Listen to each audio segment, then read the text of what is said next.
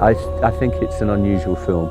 I think it'll look different to most films. I mean, Fatima's stance was far beyond just family values. She was standing up for society. You know, she was living the dream that had been sold to her by her father, and she had her belief in everything that he believed in. And so was Imam Ali, you know, and they joined together as husband and wife, but basically they were husband and wife, you know, doing the bidding of Muhammad, and Muhammad was the strength and the reason for everything, you know, and I think that's an interesting part of it, and I think that is interesting that Muhammad's legacy through Lady Fatima and through Imam Ali has travelled through history and affects our little guy.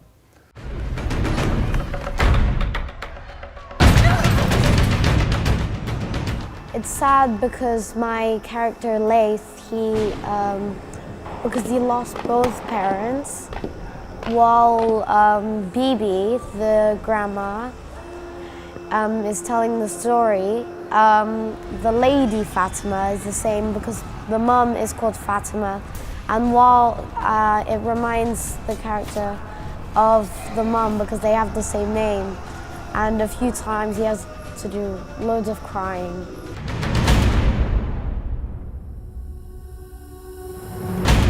It's the first time Laith hears the story, and it'll be the first time that most non-Muslims will hear the story, and they'll be astounded because most of it is in the history books, but most people don't know anything about it. In a way, Lady Fatima is almost like a Gandhi figure. She's completely transfixed with the idea of doing absolutely the right thing. With my father no longer here to lead us, evil is with those who will extinguish the light of truth. I think the historical story is very dark indeed. And the only thing that you can really draw from it is the principles and morals and ethos of Muhammad, Lady Fatima, and Imam Ali in the face of, you know, obvious adversity. And action. I had an idea in my mind that the ancient times were, you know, in the terrain that they were. It was in the desert type thing. So I wanted a warm feel. And John and I had many discussions, and then he told me about an artist that we used for inspiration, and it was very much like on the route that I was thinking, and he and I spoke about it at length, and that's what we ended up going the route that we did on the rooms, and then we both collaborated on the modern day, and we both had the same idea that the modern day stuff in Mosul and around there would be much harder, colder, desaturated, so that we had the complete contrast between the two periods in history. Cut! Cut! Action!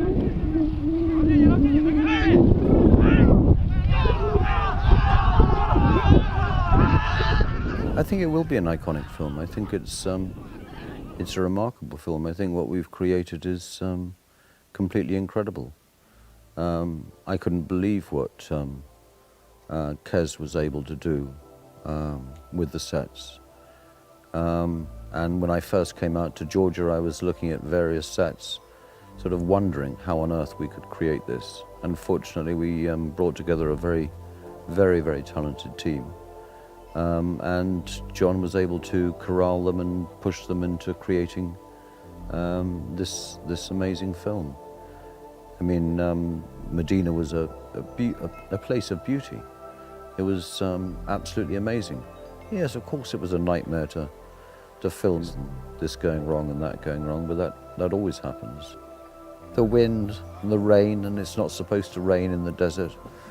But you know, we survived everything. And then taking parts of the town and recreating Baghdad.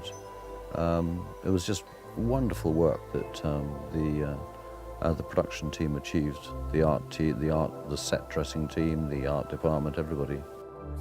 It was remarkable, and so we did things like Mecca, where we had the Kaaba. That was that's all the surround around it. They built a little bit there, but that's all going to be CG. So I mean, that's what I mean. There's a huge amount of CG. Because it was not a high-budget film, there's a huge amount of visual effects. We had a great terrain and a wonderful set, but that had to be embellished so much. And the different parts of it, you know, the journey to get to Medina from Mecca had to be done in sections, and we had to have camels and, you know, and the horses we had for the battle scenes.